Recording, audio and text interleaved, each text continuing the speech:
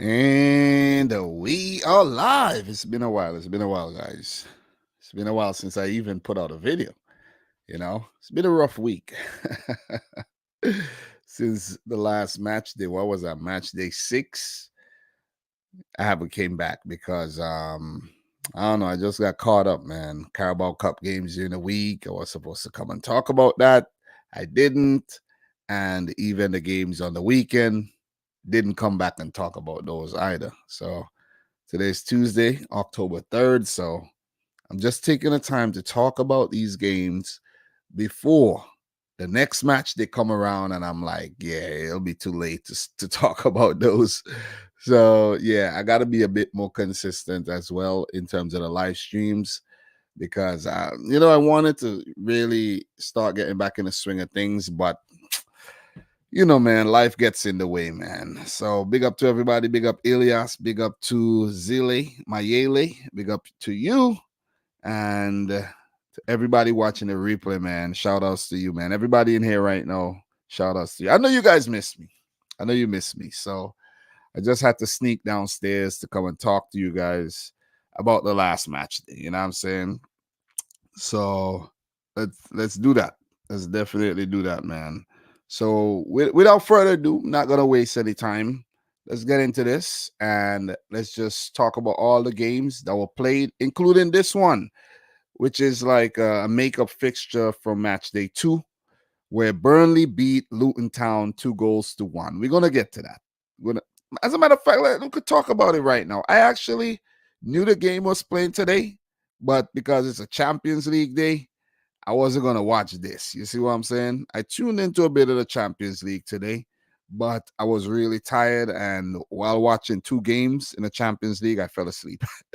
And then I woke up and saw that Arsenal and Man United lost their games. So we're going to talk about that as well. A little bit of that. We're going to talk a little bit of Champions League today. And I want to come back tomorrow to talk Champions League match day 2 for sure, because I didn't talk about match day 1 in full. I just basically did a summary of the English teams, where I'm trying to just niche down on the English Premier League this season, because I can't cover everything. As much as I want to talk about everything, I can't talk about everything. So guys, let's go back to the first match, where Aston Villa beat Brighton 6-1. That was a beat down. That was a beat down, man. This is a game that I did watch early Saturday morning. That was the first match. And in this game, we had a hat trick by Ollie Watkins and own goal by Pervin Estupinian. Jacob Ramsey scored on his return to the team, came off the bench, and Douglas Luiz with a gift in the end there. I think who was that almost scored? Someone almost scored, and Luiz put in the rebound. Ansu Fati did score one in the 50th minute, his first Premier League goal and his first for Brighton. And at that time, it was 3-1, where Brighton were looking to come back in the game. But the fact that they were playing so open, they always play open. They always play very, attractive, that type of football. And they left themselves for the taking, man, and that was a beatdown. But the Premier League is special, man. You know what I mean? When you just look at some of the result that we've gotten, and I saw a meme today where, the Brighton Newcastle result. If we go back if we click here, right, and we just go back here, and you see some of the results, right? If we go all the way, look at some of these results, right? You go back and you see, let's go back all the way. Just want to make a point here. Brighton, Newcastle, 3-1. You see? 3-1. So Brighton beat Newcastle 3-1. And if you go back to match day 1, Newcastle smashed up Aston Villa. What was that? 4-0 or something like that? 5-1. So it's the Premier League. It's like, it's so unpredictable. So Newcastle beat Villa. Villa beat Brighton, but Brighton beat Newcastle. So you could never really tell what's going to happen. Sometimes it looks predictable, but it's not. It's really not. So these days, I don't even bother predicting matches, man, because it's like you end up looking stupid out here. Seriously. You look real stupid.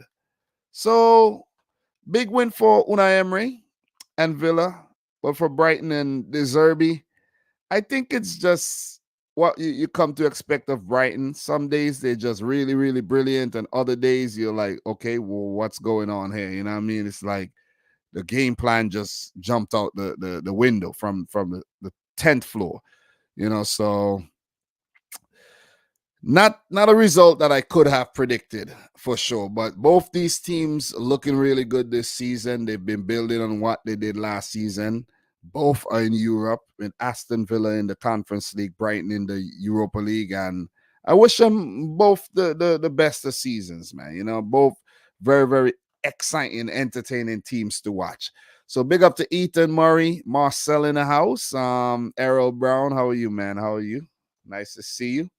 And we're gonna just keep it moving. So with that win for Aston Villa, they're fifth in the league, 5 wins out of 7 games.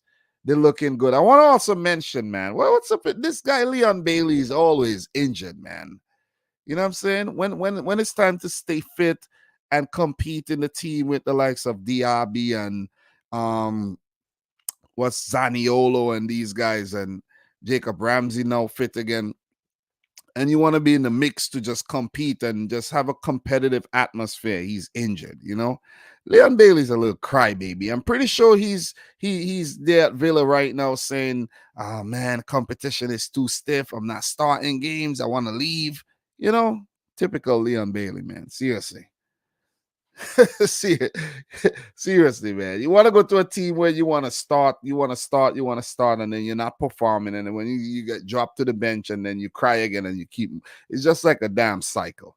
So Villa with on 5th right now, and in terms of Brighton, they dropped down obviously to 6th, and they both have the same points, but Villa now with a better goal difference. So 5 wins, 2 losses for both teams. That's a great start, if you ask me.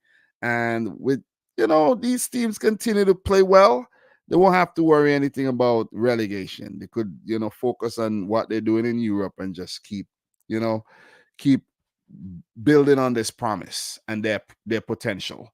So big up to Pachara as well, who says, Dom, why would Napoli think it would be a good idea to make that TikTok video about Osimhen? Yeah, that was pretty dumb, though. That was pretty dumb.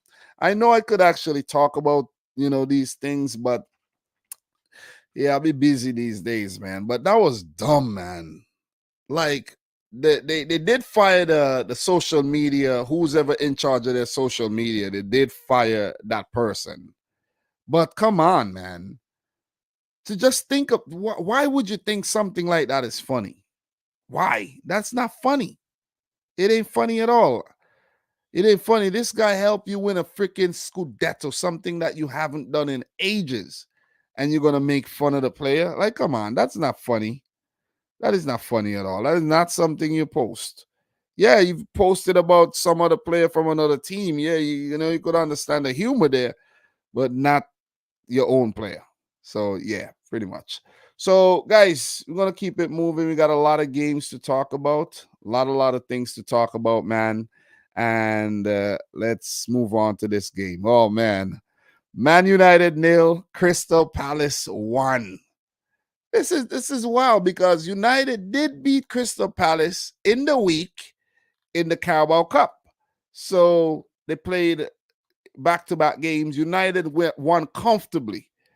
But I guess, I have to say that Crystal Palace had a plan.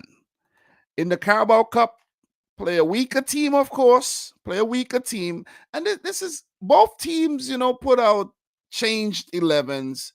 But I have to say that United went a little harder by having Onana, Diego Dallo, Varane. Sofiane Amrabat made his debut as a left back. Mason Mount came back from injury, I think. Casemiro, and then a mixture of some youngsters. They did mix up the team, but they went a little harder. Whilst for Palace had a few starters, but most of the guys that played are guys that don't get a lot of game time. They switched up the keeper because they had a plan. They say, hey, okay, you could take this one in the Carabao Cup. okay, we don't need to focus on the Carabao Cup. We ain't going to win it. That's what Crystal Palace said. You take this one. But when we come back on the weekend, making back-to-back trips to Old Trafford, I guess they just went up to Manchester and stayed up there, right? Yeah, you would think they stayed up there from London. They stayed up there. It's a long drive. I made it. I did that drive already, guys. It's a long drive. Yeah, I know you guys are proud of that. Yeah, you made that drive already. Yeah, guys, made that drive already from London to Manchester. I live in New York, though, but I did that already. Proud of that. They stayed up there and they said, hey, we're going to put out a different team and we're going to beat them. So I think Roy Hodgson is now, 4 games or 5 games unbeaten, like in his last 5 trips to Old Trafford. He's like unbeaten, which is absolutely crazy when you think about it. Joachim Anderson with the only goal. That was a really, really good goal. United did get their chances, but I find they were rather unlucky not to score, not to, at least level or even score multiple goals to win the game. Because that was like the most brilliant moment in the game there for Crystal Palace with that Joachim Anderson volley. That was a brilliant goal. Because check there, they were outshot, they were outpossessed, outpassed. Man United won most of the stats, but the most important stat, 1-0 Crystal Palace. I love it, man. I'm not gonna say I don't love it. I love it. You see what I'm saying? Especially when Man United lose back-to-back games there by losing in the Champions League as well. Don't get me wrong, City did lose back-to-back games.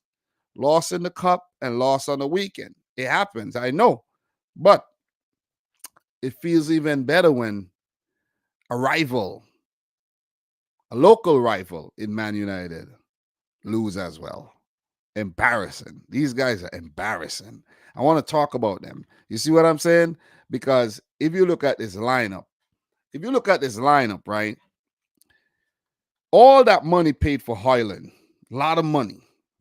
Bruno Fernandes, a lot of money. So they can't say, Man United can't say they're not spending, they're not investing, they're not getting the players. Well, maybe they're not getting all the players they need, that they want, because they're not such an attractive club anymore. And maybe some players don't want to go there.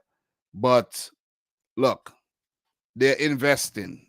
They brought in Amrabat, Varane, Casemiro. Like, Varane and Casemiro are serial winners with Real Madrid. You know what I'm saying? Mason Mount from Chelsea, they spent good money on him. You see what I mean? They spending the money. They brought in Ten Hag. They brought in Onana. They spent that money. If you look, they brought in Van der Beek, haven't got the best out of him. And he was a peach of a player at Ajax. So, and there's players that's injured right now. And I'm not going to get into everything, but you get the point I'm trying to make. These guys have everything they need. Everything. They brought in the players they wanted. At least most of them. They brought in a proven manager where Ten Hag was doing wonders at Ajax. And they're still failing. The stadium is packed to the rafters every week. 70,000+, and they're still failing. How do you lose so many games at home? And the thing is, the fans are frustrated, they're annoyed, and they probably feel betrayed because Man United lose so many games at Old Trafford, though. I don't get it. Look at this. They lost at Old Trafford today against Galatasaray. These Turkish teams are bad in the Champions League. They're terrible. It might look good that they qualify for the Champions League or whatnot, and they do well in Turkey. But in the Champions League, these teams are garbage. And if you watch the Champions League, you'll know what I'm talking about. Man United lost. They lost to Palace. You go back at some of these home results. Let's go. Lost to Brighton. They did lose to Arsenal. There's just a lot of L's. You see what I mean? A lot of L's already this season. They lost to Spurs. That was an away game, but it's too many losses. You check the standings, guys.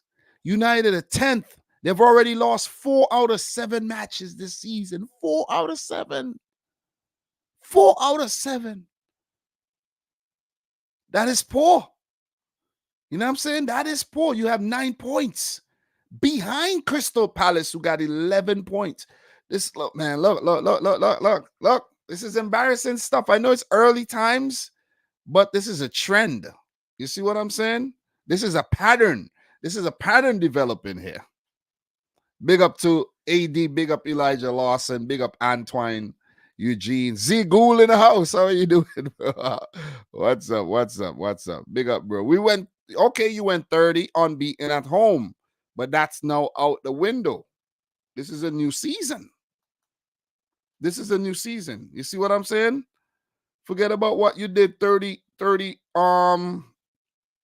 away from home or whatever. 30 unbeaten at home. It's a new season. What you got to show for that? A Carabao Cup? You see what I'm saying? That's it.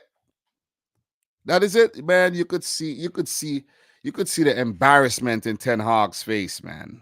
You could just see the embarrassment in his face. It's like he's like saying, "What the hell is going on?" Don't get me wrong, Man United got their moments. They got their moments when they're playing some really good, silky football.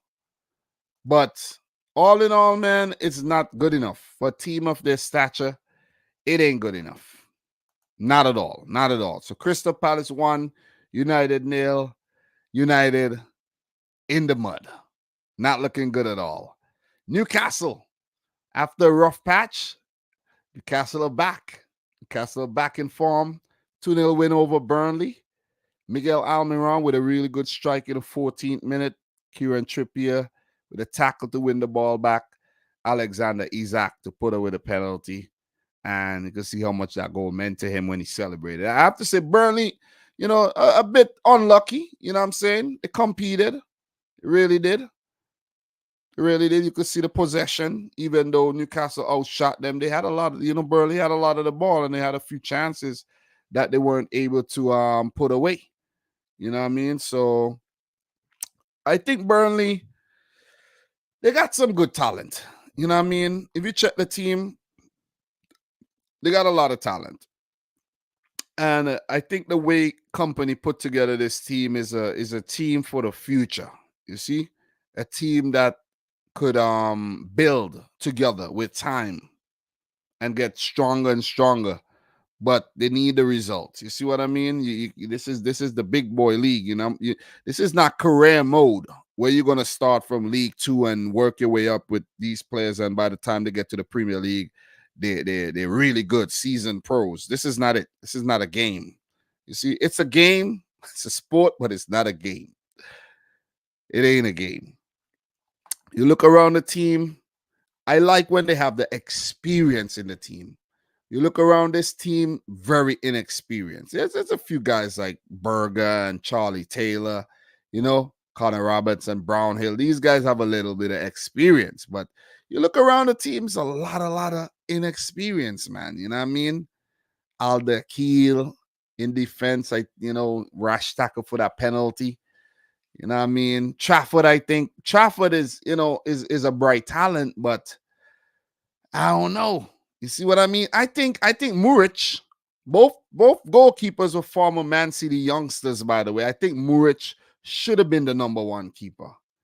Yeah, if I was Muric, I would have feel really hard done by that decision. But I want to see a mixture, you know what I'm saying? I want to see a mixture. I want to see more opportunities for more the experienced guys. That's what I would like to see. So could see Burnley is suffering. They did win today. We're gonna get to that game, but it's been a slow start. It's been a really slow start. You could even say it's been a poor start, but it's also been, you see some promise in Burnley as well. Well, for Newcastle, coming together once again, because last season they were really good. The back end of the previous season, very good as well. And the players like Longstaff and Anderson are really, really, just getting better and developing game by game. The midfield looks really solid, with Bruno Guimaraes being the mainstay there. And the defense, even with guys like Lascelles coming in, he's coming in for Botman, who's injured. He's coming and he's doing a good job, so he must be happy. And if he continues to play well in a winning team, it will be hard to drop him. He was a captain, you know what I mean? But it's cool that they kept him around and they didn't try to like get rid of him, you know what I mean? But Gordon's been bright. Almiron, he's Jack in the box type player. But they do have the depth as well. So I think Newcastle will be all right. It'll be all right. You know what I mean? It should definitely be all right. Seems as if Joel Linton went on and came off. Yeah, I did not watch this game because like all these games were playing at the same time, though. Look, give it up to Valentino Livramento, who was really good during the cup match against Manchester City when Newcastle won.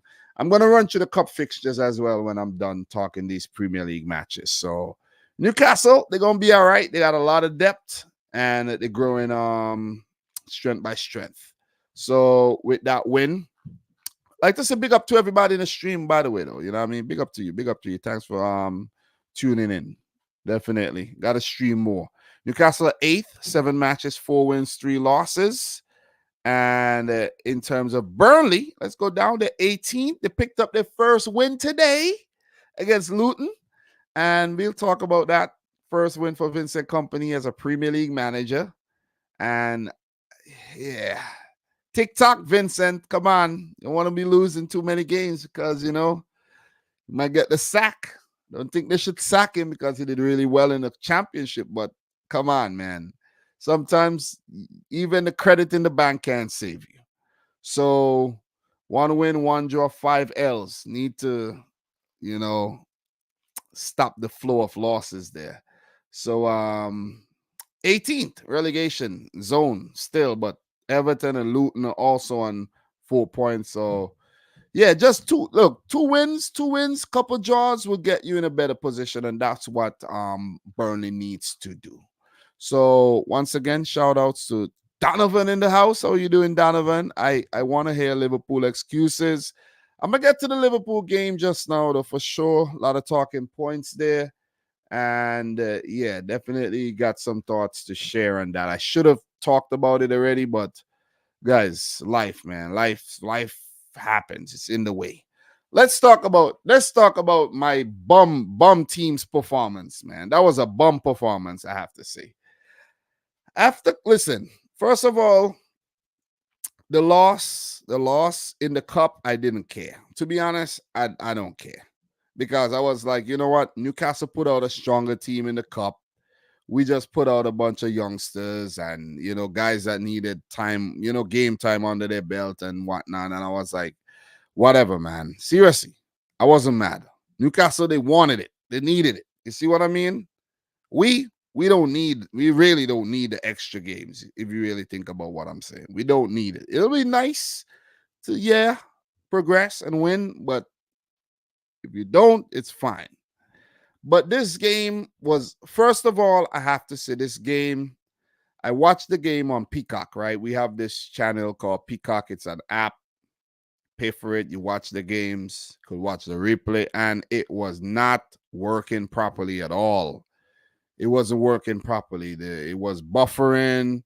Every time I go up to the live part of the game, it would go back and keep playing back the same thing. And I'm like, what is going on?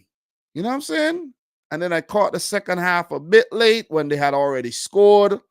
And then I watched back, I watched the rest of the game when, from when Julian Alvarez scored that goal. That was a brilliant goal.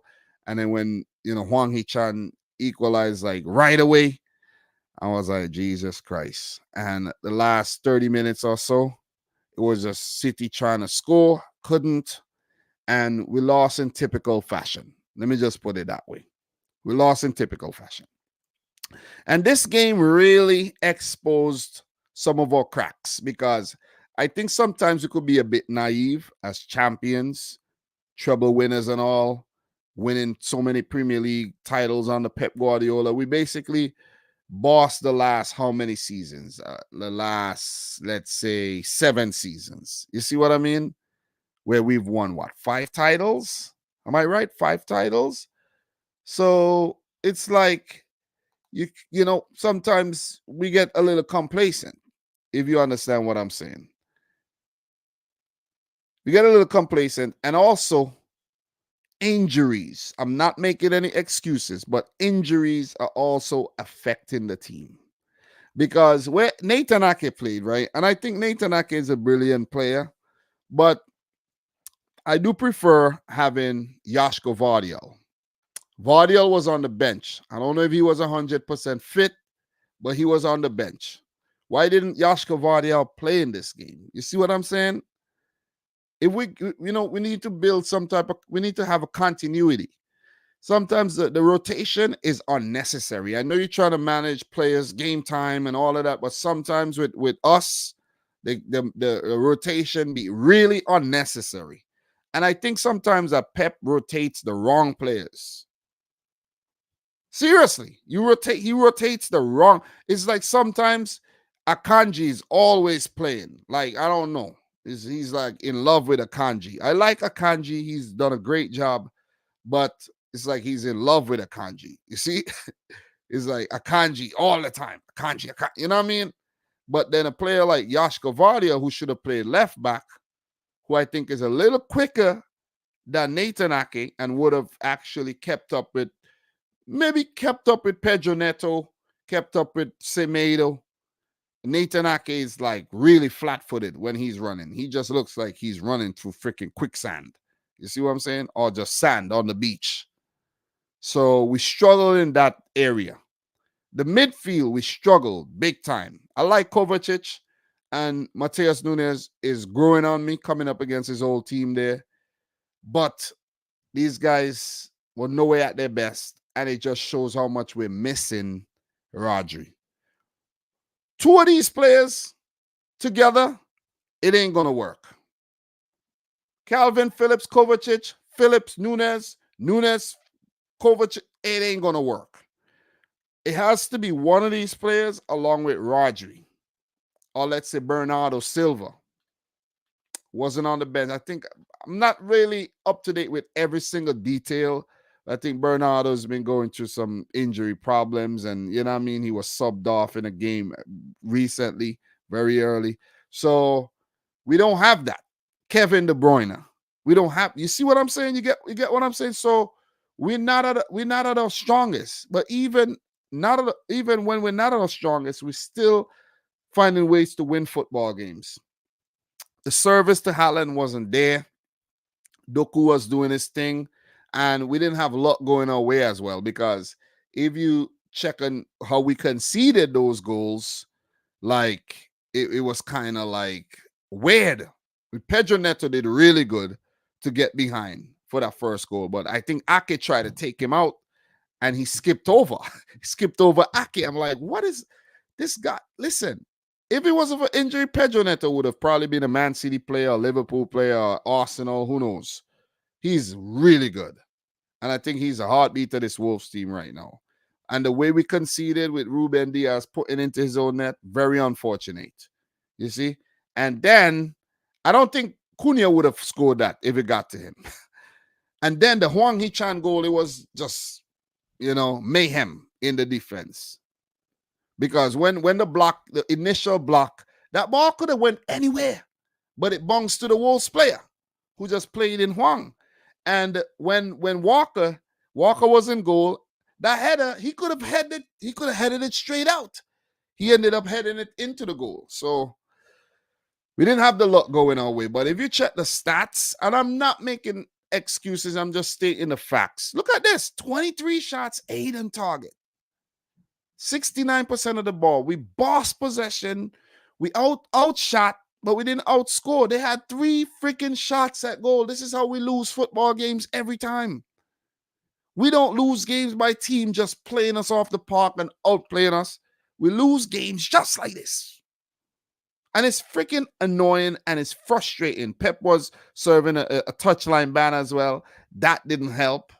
You know what I mean? So, yeah, it was a rough week for City, I have to say. Rough week. But guys, with all that said, we're still on top of the table.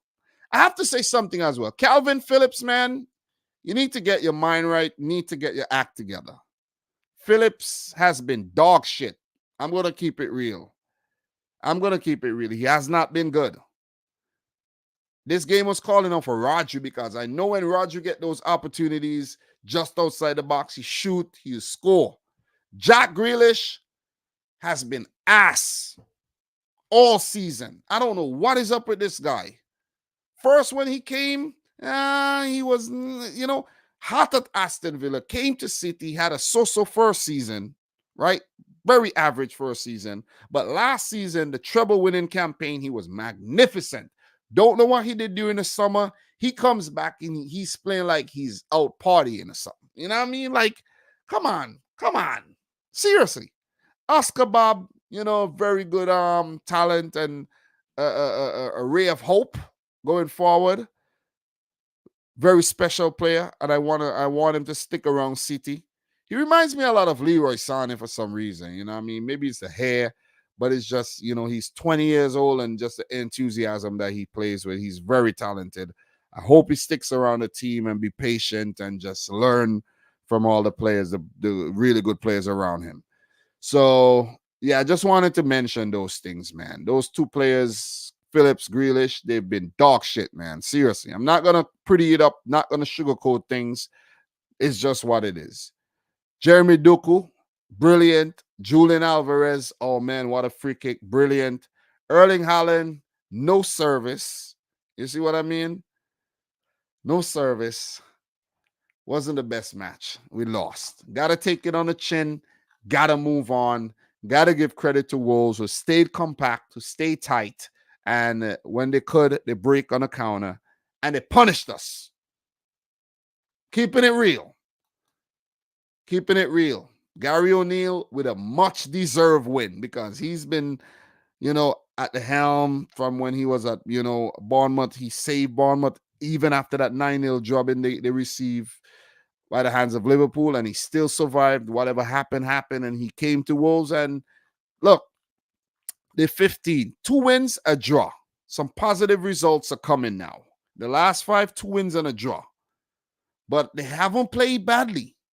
I think they deserve more points. So give it up to Wolves. What are you guys saying? Big up to everybody in the chat right about now, man. Zigu said I don't rate Nunez. Fernando, Grealish can't start for us in the weekend. He doesn't look ready yet. Yeah, we're going to talk about that game a little too, coming up against Arsenal. Happy Benali. How can you have 10 injured players on one team? Who's that? Is that United? Dom, we got Rob. No excuse, but we'll come back. Oh, Liverpool. Big up. Studying right now. I'll be here at the replay. Big up to Palomo. Who else we got in here, man? MVP Kevin House. Man City without De Bruyne and Rodri was a mess. Tell me about it, man. Especially Rodri. We could play without De Bruyne.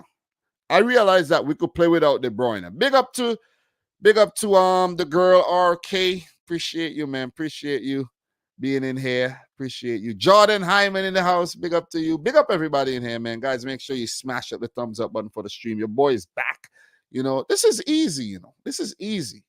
Big up to Dane Richards, man. This is easy. When you've been doing this for 8 seasons now. I think it's 8 seasons. 7 to 8 seasons I've been doing this. 2016, 17, I started this channel. So yeah, been doing this for a while. But I don't put in enough effort though. I really don't. Because if I do, I don't know. Maybe I'll lose my house and my family and everything. Because this football thing requires a lot of effort. Every day, every single day. It has to be like your job. And I have a career and everything, So I do it when I can. It's not as profitable as people may think. It ain't. For it to be profitable, you need to go all in, all out, and have like a team and have debates. It has to be like a whole TV station, if you get what I'm saying. So look, man, we're gonna keep it moving. We still got a few more games to talk about. And there's a few of these games we're going to run through, of course. Let's talk about this one. Bournemouth 0, Arsenal 4. Give it up to Arsenal, you know what I mean? They keep winning. They're still unbeaten this season. I think them and Spurs are the only unbeaten teams this season. And you gotta give credit when credit's due. But I'm still not convinced. I'm going to keep saying that. I'm still not convinced. I don't care what anybody want to say. I'm not convinced that Arsenal are going to win this title. And maybe we got some proof today with that loss against Lens in the Champions League. You know what I mean? Maybe we got some proof. Yeah, they're going to win games. They're going to win the games they have to win. Like this one, Saka in the 17th, put in from close range. Gabriel Jesus, shot saved. Odegaard, penalty. Kai Havertz finally scored, penalty. It's like they felt sorry for Kai Havertz and said, here, take this one. Ben White with a late header there. So, Bournemouth were awful. Let's just put it down to that. Bournemouth were awful, poor defending, and they couldn't handle Arsenal, basically. It was an easy game. It was a walk in the park. It was no challenge. Bournemouth did have a few chances, a few little look-ins, but Arsenal were equal to the test, and they kept them out. They kept them out. It was an easy win. It was an easy win. I'm not going to sugarcoat it. It was an easy win. But listen, credit is due because they could have well slipped up and lost or draw to Bournemouth. It could have happened. But they won the game, and you have to give them credit. One cause for concern, we're talking about Arsenal, Bukayo Saka. I did not watch this game because I'm not going to watch Arsenal play Bournemouth. They should win this game. You know what I mean? It's not exciting. Saka went off. He went off injured. Bam. He went off injured.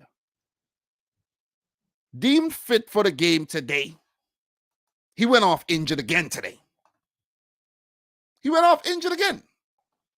You see what I'm saying? Grealish is bang average. Just say it. Stop lying to yourself.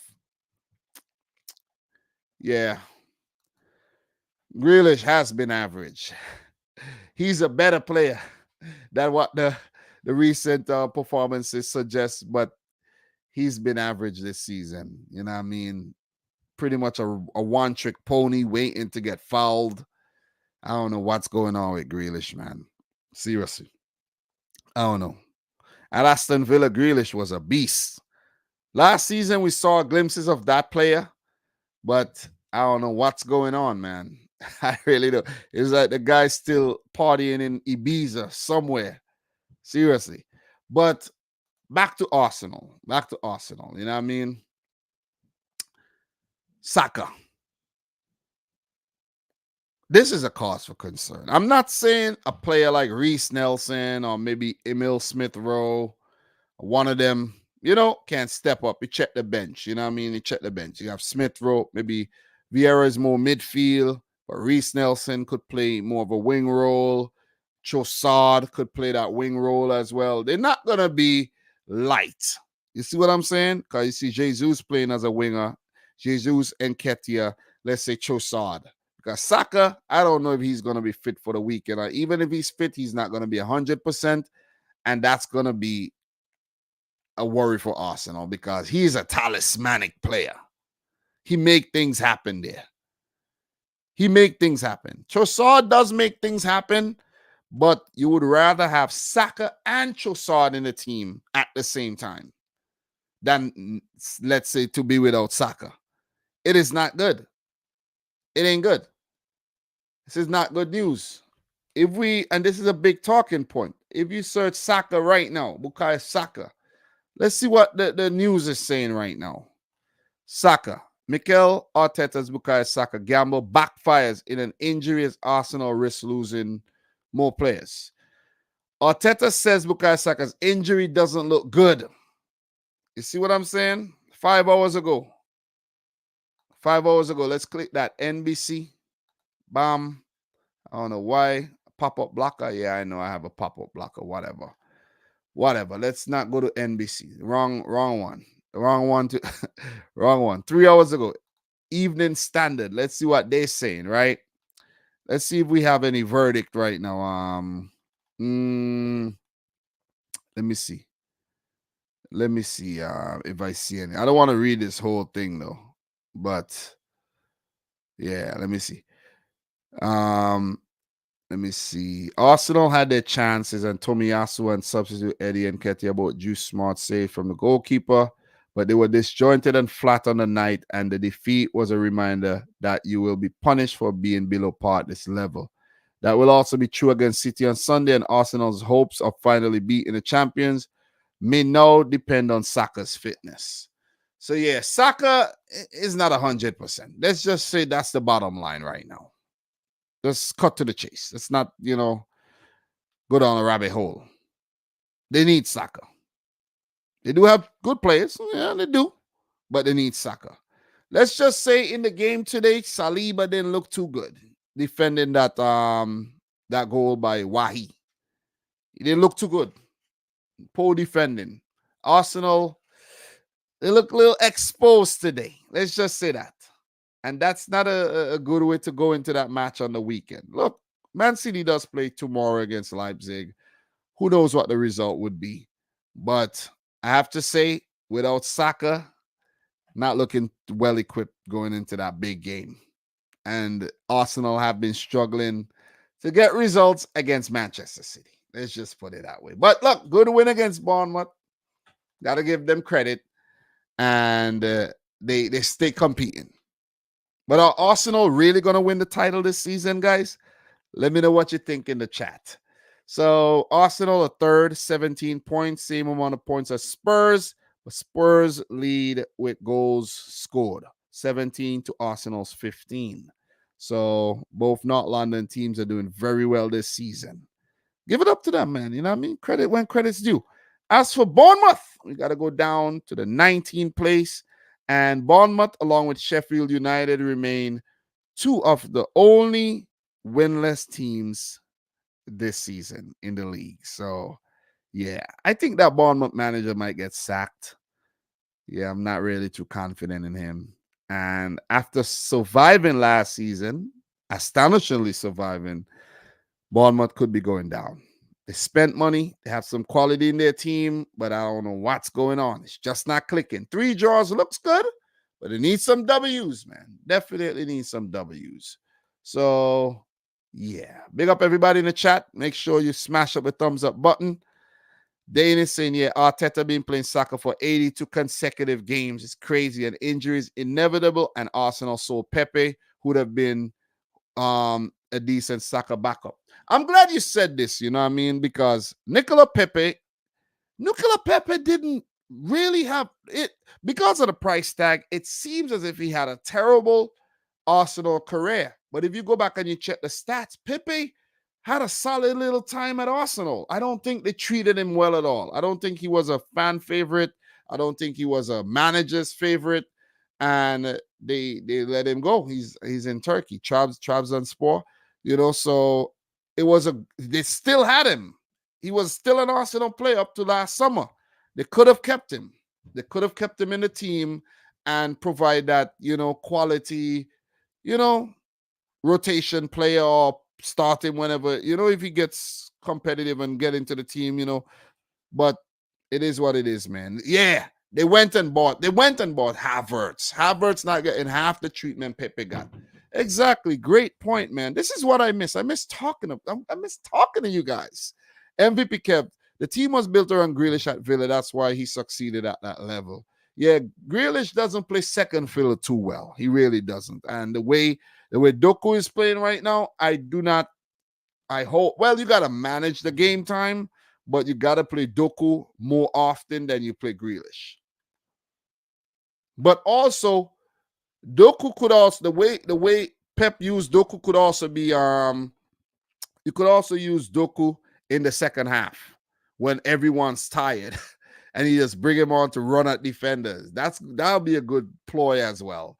So Andrew McKenzie, Arsenal is just being Arsenal. They do this every season, nothing new. Elijah, Arsenal is still title favorite, but I still believe Liverpool will challenge us this season. I don't think Arsenal are favorites. Man City are the favorites to win the title.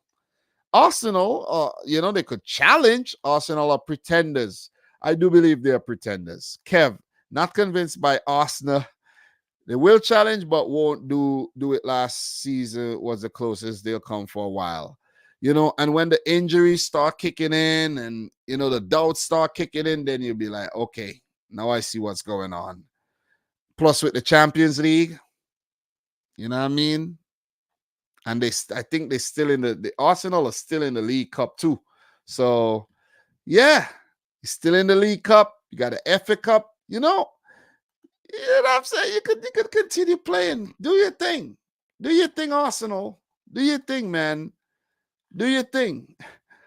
Do your thing, Gunners. They better hope Martin Odegaard don't get injured. Because if Odegaard get injured, best believe it's a wrap. But some of the signings that Arsenal made, just shocking, man. Bringing in Jorginho, bringing in Kai Havertz, both players from Chelsea, it's just shocking to me. Shocking. And when you make decisions like that, it's going to come back to haunt you. So, guys, you're going to move on. West Ham 2, Sheffield United 0. Didn't watch this game, but did watch the replay. Jared Bowen, the highlights, I should say. Jared Bowen, 24th minute. He's a bright player. We know how good he is. And Thomas Shusek in the 37th minute, really good goal. Him linking up with Antonio there to punish Sheffield United. So, Sheffield still without a win. And Paul Heckenbottom's job is definitely... Is Heckenbottom still the manager? Let me make sure. Let me double check. Yeah, he is. He is still the manager. But look, man, guys, don't forget, Sheffield United are coming off of an 8-0 job into Newcastle. Look, it's right there. Let's not forget that. We've had one of these results this season already. The 8-0 and 2-0 against West Ham. It ain't looking good at all, man. It ain't looking good. These are too many losses. The draw against Everton, okay, you're good, but you lost to Lincoln in the cup. You see what I'm saying? It ain't good. It wasn't a bad start. The losses weren't bad. Crystal Palace, Forest, City, 1 goal. You know what I mean? The draw. It wasn't a bad start. Okay, you lose in the cup. So what? Big deal. But, you know, even the Tottenham loss, that wasn't bad. But this is bad, and this is bad. This 2-0 loss to West Ham could be a result of this 8-0 loss against Newcastle, where players are probably still deflated. Fotheringham, I think they said conceded. Of course, he conceded the most goals this season. Some changes are needed, and they're needed fast, or else Sheffield would definitely be doomed to the bottom of the table for a prolonged period this season. But to be fair to them, they didn't spend the money. I don't know if they have money problems, but they didn't spend the money. The money was spent. Let's click Sheffield United. Let's check news. Let's see what's going on. Let me see. Mohamed Kudus completes most dribbles in West Ham's win over Sheffield United. Burnley, Luton Town, Sheffield aim to transform Premier League seasons. Danny Ings maybe finished at West Ham after yet another David Moyes snub versus Sheffield United. Man, I feel bad for Ings. Look, all you need to do is just play Ings in the Europa League. Play him in the Europa League, get his confidence back up. He'll be all right. You know what I mean? Ryan Brewster's Sheffield United importance to Blades' survival effort highlighted. Listen, Sheffield youngster could opt for move in January after Tottenham showed interest. Whoever that youngster is, we're not going to get into that. But listen, man, one of the most out-of-pocket things I've ever seen was when Chris Wilder paid Liverpool. How much did they pay Liverpool for Ryan Brewster? That was a lot of money. That was wild. I talked about that a lot when it happened. That was wild.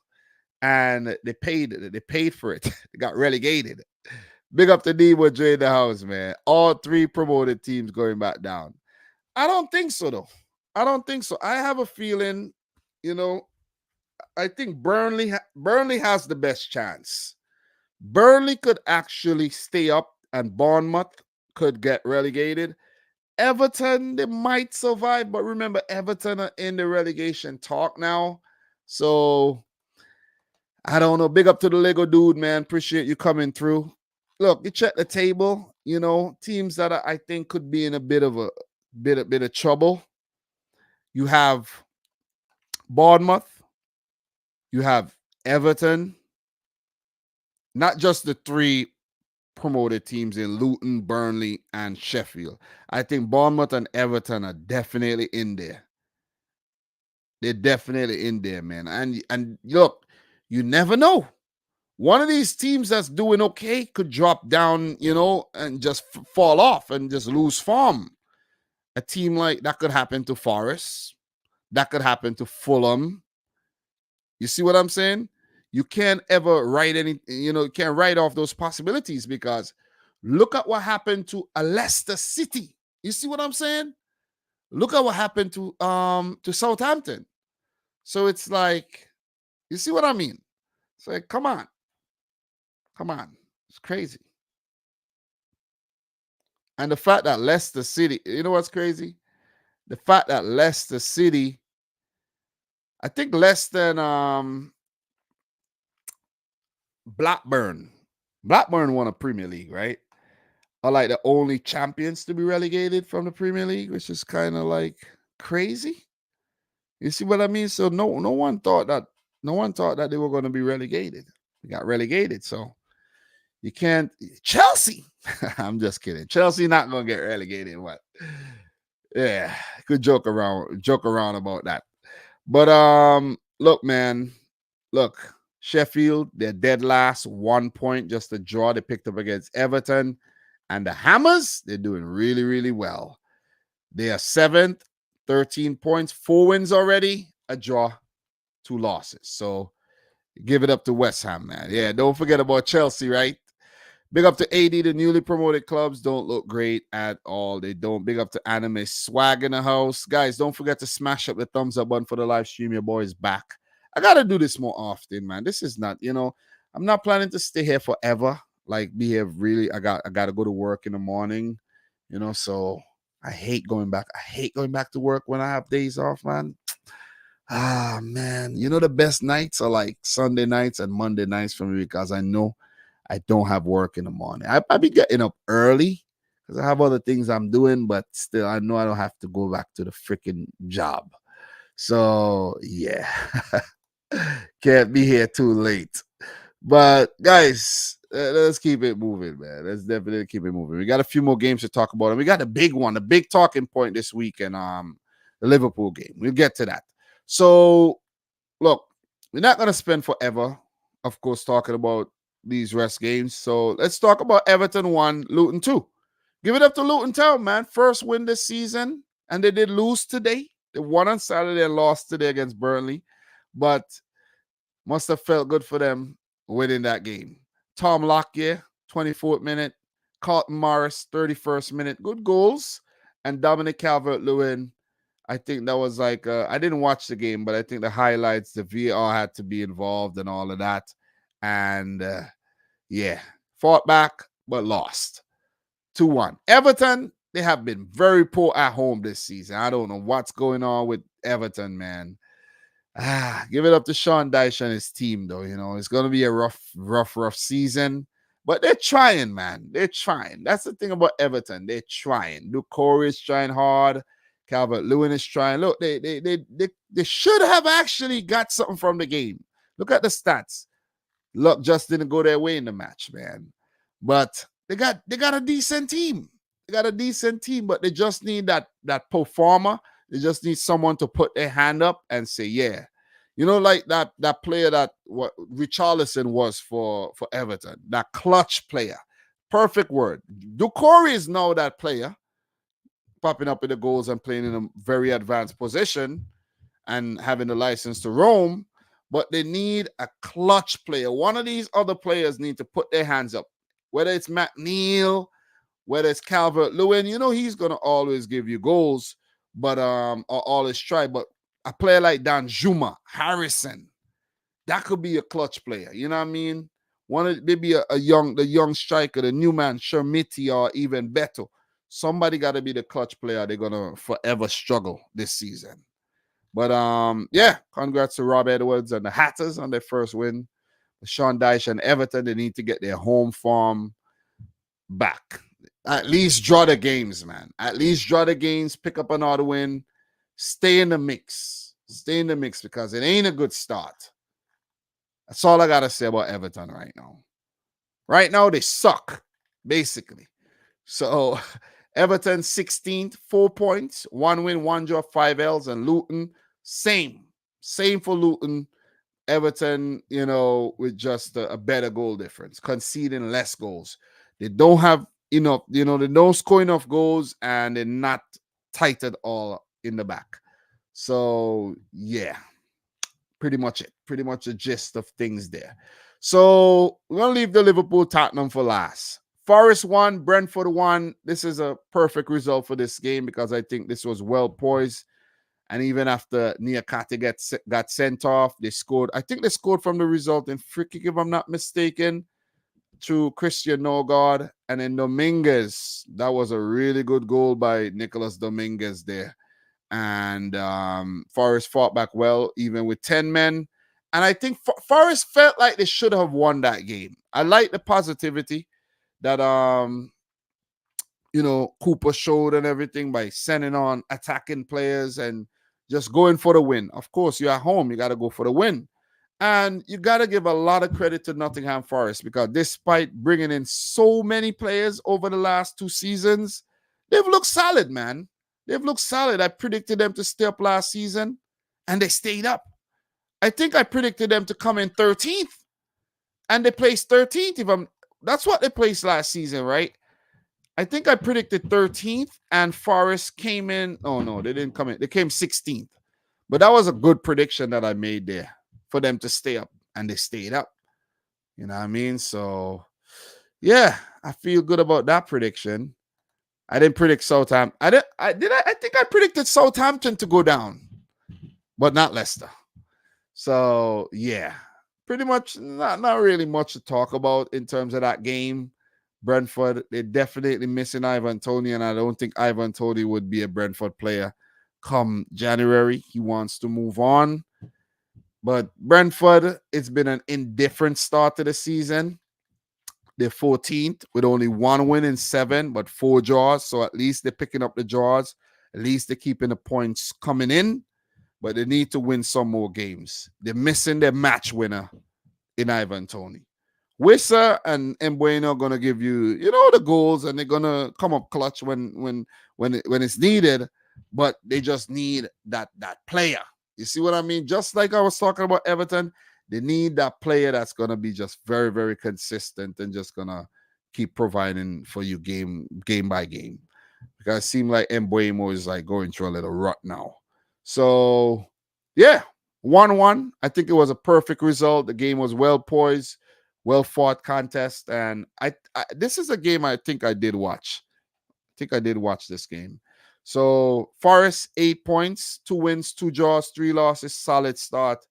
I have to say, for Nottingham Forest there, much better start to the season than Brentford. So pretty much it, man. Big up to everybody watching. What are you guys saying right now? Adnan, man, big up to you. What up, Dom, Danjuma, and Jackson? We're very good at Villarreal, but have now not played well in the Premier League so far. The Premier League is a different, way different beast, man. It's going to take a lot to just come and hit the ground running. Bold prediction, Luton survive. I don't know about that. The relegation fight this season is going to be crazy. Yeah, there might be about 5 teams in there, man. Dane, at this rate, Man United, goodly a go fight relegate. Man United. Oh, man. You guys are laughable, man. Seriously. Laughable. The home form this season, terrible. So let's keep it moving. We still got a few more games, man. I remember doing these live streams, the previews. It used to take forever. So Fulham 0, Chelsea 2. This game, again, this is an easy one to analyze. It was very one-sided, and Chelsea 100% deserved this win. Mudryk with his this is his first goal for Chelsea, I think. First Premier League goal for Chelsea, and Broya with, I think, he has not scored a lot for Chelsea in the Premier League, and he's been injured. So he got lucky with his goal where Tim Ream, that was really weird. Really weird. First he made the mistake, and then he won the ball, like he kicked the ball onto freaking Broya. So well-deserved win for Chelsea. And imagine this, Raheem Sterling, big up to Sterling, but you went to Chelsea for game time. Why are you on the bench, Raheem? Cole Palmer starting ahead of you, Raheem. What's going on? You don't have European football. I think you're fit too. What is going on, Raheem? You got to be starting games. But I think maybe Sterling didn't start because Pochettino probably said, hey, we've been trying you, man. You're not winning games for us. Got to try something else. Caicedo went, guys, to be honest, let me say this. I was watching this game, and I swear to God, I didn't know Caicedo played. I didn't know. I saw Gallagher running up, Enzo Fernandez. I saw Enzo Fernandez, But guys, even Cucurella he played right back, and he ended up at left back sometimes. Really good balling by Colwell, though. Gotta give it. Colwell to Mudryk. That was really, really good. That was beautiful. I didn't know Caicedo started this game. I didn't know. Didn't hear his name called once. Caicedo, you fell off, bro. Fell off big time. Maatsen came on and did hit the post as well. I like Maatsen. But this Chelsea, this is a youth team, man. This is a youth team. A lot of kids. Look at this. Look at the bench. Just kids. All kids. Literally, only Raheem Sterling. Raheem Sterling is the only adult on the bench. Everyone else, literally kids. Even Madueke. All these guys are kids. Maatsen been around. He's been, on loan a few times. But these guys are kids. But they played well. I gotta say they played well. They snuffed out Fulham. They negated the Fulham midfield, like Paulinia was non-existent pretty much in the game. And Raul Jimenez, I don't know, man. I don't know. Ever since he got smashed up, man. Who messed him up? That was David Luiz that messed him up, right? Was that Arsenal versus Fulham? I think that was David Luiz that messed him up. Ever since that, never been the same player. Has he scored any Premier League goals since then? If he scored any, maybe not even 3. I don't know what happened, man. It just changed him. He's not the same player. He was really instinctive, getting on the end of balls. He was scoring a lot of goals. Fulham needs some more penalties. And I think even when they get the penalties, he don't take the penalties. But it's nice, nice to see Willian still playing. And he didn't go to what you call it, Qatar or the UAE or Saudi Arabia. And he's in the Premier League being competitive, man. Give it up to Willian. Willian's always been one of my favorite players. I mean, he went to Arsenal, earned some big wages over there, went back to Brazil, came back to the Premier League doing well with Fulham. So Chelsea, the fans must be joyful because it was a well-needed win. Gotta say, they needed it big time. Big time. For Marco Silva and Fulham, just another day at the office where they don't do very well against Chelsea. I think it's like 2 in the last 40 games or something they've won. They just don't do well in this London derby at all. So with that win for Chelsea, that's only their second win this season. They got 8 points, 11th. And for Fulham, it's been an okay start. 2 wins, 2 draws, 8 points as well. They're 13th in the league. Not good in the last 5 games. Only 1 win.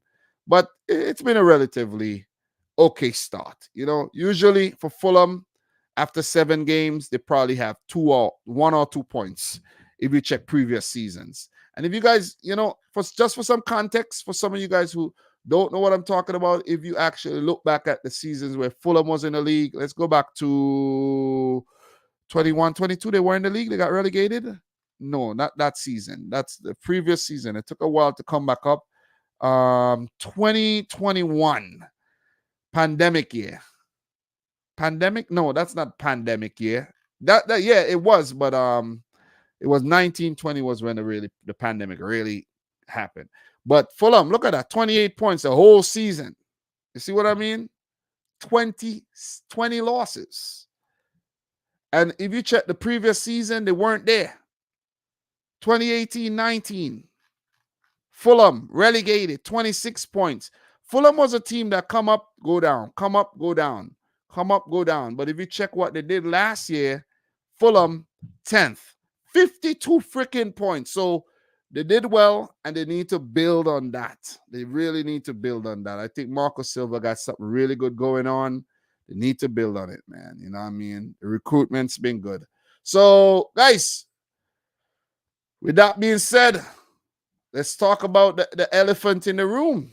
Elephant in the room, man. Before I do that, big up everybody in the chat. Great 24 hours for Chelsea and Arsenal. Great for Chelsea. All right. So Happy Binali. I think Sterling must go to Arsenal. I don't know if he should do that. What up, Rajat? How are you? Last season, he didn't score any Premier League goals for us. Okay. Yeah. Let me see. He scored 6 in the 21-22 season after he came back from injury. He did? And last season, he didn't score any. Okay. That's for Wolves. He scored 6 after he came back from that injury? Damn, I can't even remember him scoring that many. Must have been penalties. Must have been penalties, man. I can't remember him scoring that many goals, though. But, guys, don't forget to smash up the thumbs up button. Let's talk about this game. I watched the game, and I did go back and I watched the highlights as well to just, refresh things. Liverpool were all over Spurs at the beginning of the game. It was all Liverpool. All Liverpool.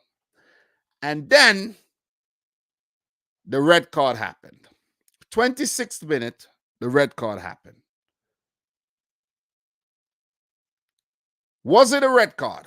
That is a big question. Everyone is saying, it's harsh. It wasn't a red card, this. But guys, if you really go back and you watch, I do think it's a red card.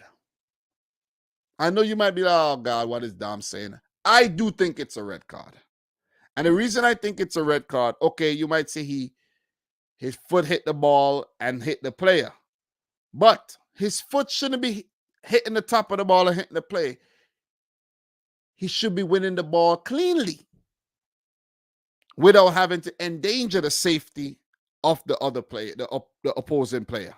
And I think that's why he got red carded, because it fell into the laws. It's not what you see and you're using, it's not a subjective debate. That's not what it's about. It's not about, this is how you feel. It's about what is the law. You see, and the law could be interpreted differently by you, but the referee has to interpret the law for the law, if you understand what I'm saying. You can't be like, it wasn't, he didn't go in with intent. He didn't go in with no intent to hurt the player. That's subjective. That's your opinion. You see what I mean? That is your opinion. I could basically look this way and point the gun to you, pull the trigger and shoot you. When you look at the camera, I was just fiddling with the gun. But to the naked eye, it looks like I didn't mean to do what I did, but maybe I did. You see what I'm saying? Maybe I did. I know Liverpool fans are going to say, never a red. I know y'all are going to say never a red. I know that. Big up everybody in here. But it was a red. It was a red. We've seen it being given many times. Curtis Jones was a little overzealous in the tackle. A little bit too overzealous. Bissouma didn't go in with the force that Curtis Jones went in. Studs were up. Didn't win the ball cleanly. Took out the player. Red. You see what I'm saying? Guillermo, there's been a lot of poor decisions in the Premier League over the years. And we've seen one in this game as well. So I made my point. I think it was a red. That's what I think. It was a red. So Liverpool went down. As soon as Liverpool went down to 10 men, that is when Tottenham got their tails up and they got into the game. Before that, Tottenham weren't really into the game. It was Liverpool controlling, bossing the game, doing their thing. But as soon as that red card happened, the tide turned. The tide just turned. Tottenham did their thing. Son, Richarlison, goal. Udogie, I have to say, he had a really good game. Give it up to him. He had a really, really good game there, man. He was really, really handling Mo Salah very, very well. Give it up to him. But once Son scored, I was like, okay, now, wow. You know, Liverpool's been conceding the first goal. They've been conceding the first goal a lot. But guys, Liverpool replied with that Luis Diaz goal. That was not offside. We could see it with our naked eyes, right? And if you want to say, okay, maybe the lines drawn on the line, okay, the pitch lines, right? When the ground staff, the motor lawn, the lawn, and the grass has different colors, and you could see the line, right? And you could also use that line as a way to, you know, determine if a player is offside or not. Those lines are true because you know how you know those lines are true? The box is drawn on that line. And I was like, because I heard a commentator say maybe the lines are not true or whatnot, and the angle that we're looking at it from, the angle is a good angle. So those lines, for the most part, are like really, really good. It's a good reference line. It's a good reference point. You see what I mean? And I have to say that was a shocking decision not to give the goal, to rule out the goal. He was way onside. Anybody could see that. The naked eye, anybody, even someone who doesn't understand football very well, could see that was onside. You see what I mean? The refereeing in the Prem is horrendous, and we've seen many many decisions like this. Many. Last season, the Man United match, when Rashford was offside, big time. You see what I mean? And that was a big blunder that they didn't go back and they didn't check it and whatnot. You see what I'm saying? You see? So, you say we scored before Son scored. Yeah, missed the timeline there. Let's check the timeline. Check the timeline. Let's go back and check the timeline. Luis Diaz made a blunder there. Luis Diaz. The red card happened, and then let's go up. Bam, bam, bam. Bam, bam, bam. 34th minute. Yeah. Luis Diaz scored. Yeah. My bad. And I was saying at that time, oh, wow, Liverpool down to 10 men and they still scored. You see what I'm saying? That should have been a goal. It could have been a whole different game. Because if Liverpool were awarded that goal, then they could have changed their game plan. They could have went a bit tighter. You see what I'm saying? But on the flip side, the fact that the goal wasn't given and Son scored right after, no, Liverpool had to play a different game. You see what I mean? They had to basically chase that goal that they eventually got. They got the goal. They got the goal through, what you call it? What's his name? Cody Gakpo, who's been in really good form, but then he picked up an injury. You see what I mean? He picked up an injury, so he's a doubt. But the thing is, I know Liverpool fans feel like, they should have had 11 men on the field. And that also affected the way the team played. So being at 1-1, okay, you're 1-1. Cody Gakpo scored in extra time, first half, extra time there. Okay, great. Let's go back up. Great. Liverpool now knew what they needed to do. Just hold what you have. Because after that, think second half, Spurs were way better. Spurs were way better in the second half, in my opinion. Alisson did pull off a few good saves, so did Vicario. You know, it was a good contest. But then the Jota red card happened. You see what I'm saying? And then when that happened, I was like, okay, it's over. It's pretty much over for Liverpool. And they almost pulled off a draw. But that unfortunate own goal there by Joel Matip in the end. It was a tough day at the office for Liverpool. I know the fans, even the players, Klopp, they must feel like, you know, everything was against them on the day. With the refereeing decisions, the VAR call as well. But sometimes that's just the way it is, man. You know what I mean? That is just the way it is. I don't think Liverpool played badly. They just weren't lucky in the game. And Spurs, you know, they pounced. They pounced on it. And it's just showing the character of this Tottenham team under Ange Postecoglou. Spurs are not so Spursy anymore, guys. I can't believe I'm saying this, but they're not so Spursy anymore. Which is unbelievable when you think about it. Son scoring goals again. You know what I mean? Richarlison is in the mix, you know, playing decent. You have guys like Solomon and you have Kulusevski. Bissouma had a really good game. Got to give it up to Bissouma. Van de Ven is a really good find in defense. Odogi, you know, Pedro Porro is playing really, really good. And a few names. Maybe I'm not calling out all the names, but Madison, give it up to Madison. They look good. I can't believe I'm saying this, but Spurs look good. They look good for top 4 at least. Are Spurs going to fight for the title? Are they going to really go for the title? Are Spurs going to fight for the title, guys? You never know, man. You never know. I like what I'm seeing. Spurs, Liverpool, Arsenal, Man City. Guys, this might be the title race this season. But look, man.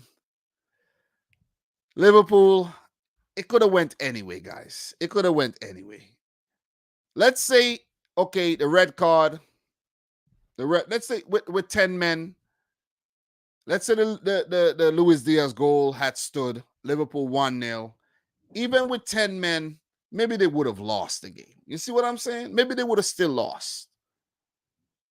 What if Curtis Jones weren't given a red? Who knows? Maybe 11 versus 11. Maybe Tottenham would have still won the game. We don't know what would have happened. But what we know happened was a big blunder on behalf of the Premier League and the refereeing team there, the VAR. This should not happen in such a high-profile game. And then after this happened, then they want to clean up their act. They want to clean up their act, and they want to be thorough when it comes to the VAR and the communication and all of that. It is stupid. It shouldn't be happening. High stakes. Everyone's watching. Big money. Big money in this Premier League. Spending the most money, and then we still having these dumb decisions. You see what I'm saying? Dumb decisions. Like you don't have the technology to make proper decisions. Amazing, man. Simply amazing. Amazing. Can't understand how these things happen. I really can't. But I must say, the fact that Man City lost, it did feel good to see Liverpool and United losing. And, you know, the fact that both Spurs and Arsenal, they won and they still didn't topple Man City at the top. It's not bad. Still not a bad weekend, if you really look at it. Still not a bad weekend at all. You know what I'm saying? So Demo is saying rival fans won't get it. We are outraged. We lost the City by 1 point twice. Stuff like this are title changing. You're right, because let's say you get to the back end of the season where let's say you could have gotten a draw from this game, but you drop all 3 points and you end up and let's say you miss out on a Champions League spot by 2 points. You see what I mean? Or you lose the title by something like this. It is wild. it is wild, man. You know what I mean? So I do understand how you feel, man. I really do. I really do understand how you feel, man. You know what I mean? So, but it is what it is, man. That's just how life is. That's just how life is, man. Sports teach us a lot about life.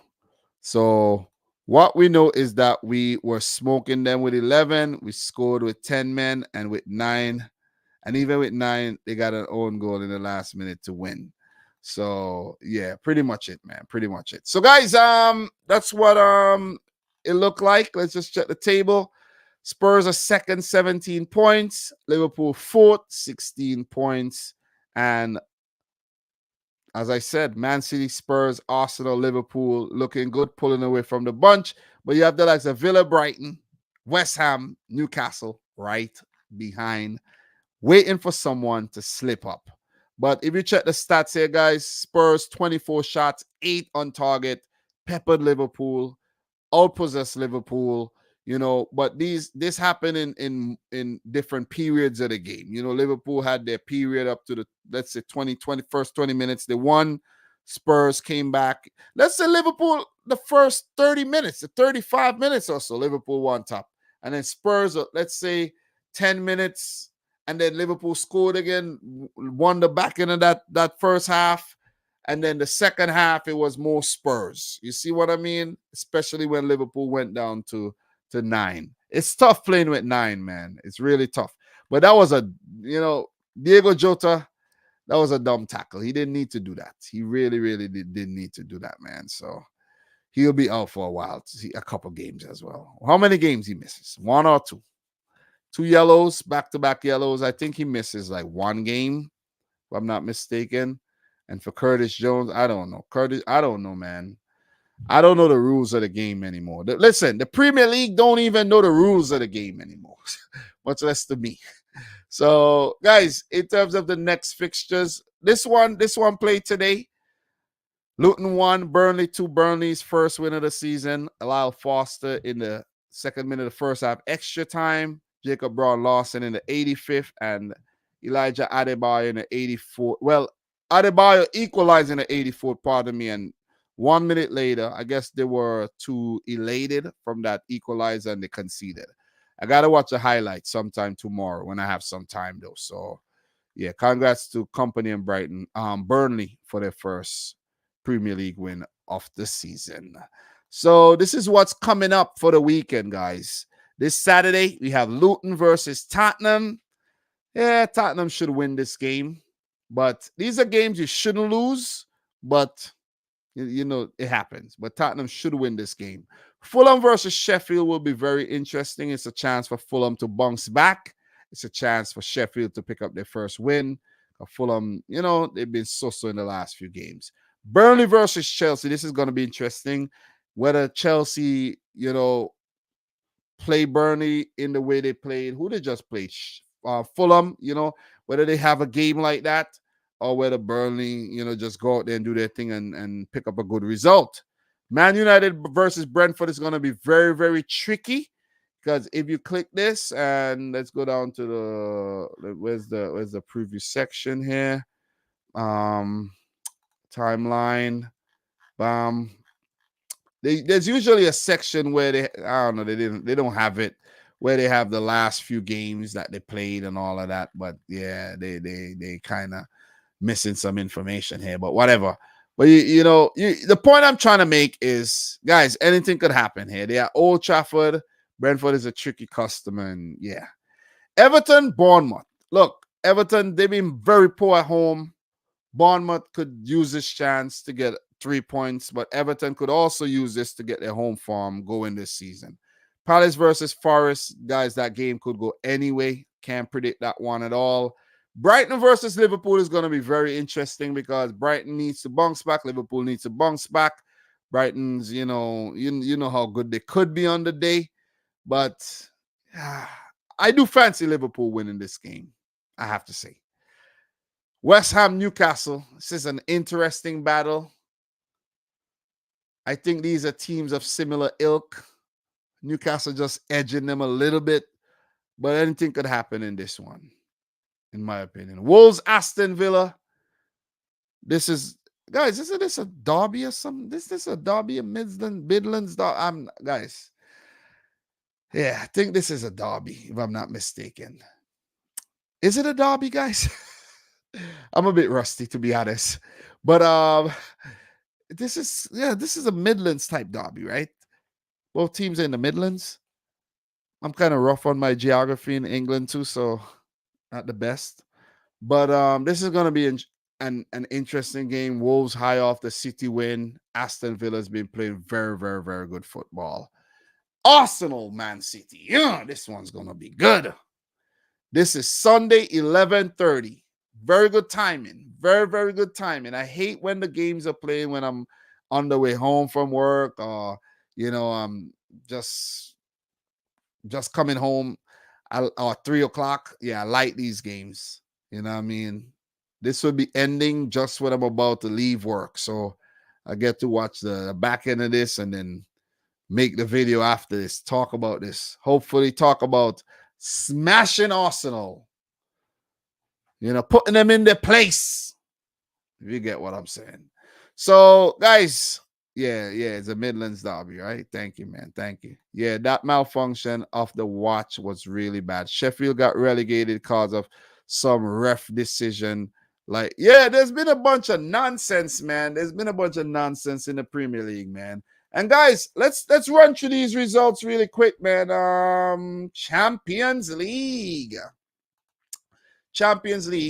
But before we do the Champions League, guys, I haven't talked about these results. Gotta just wrap things up.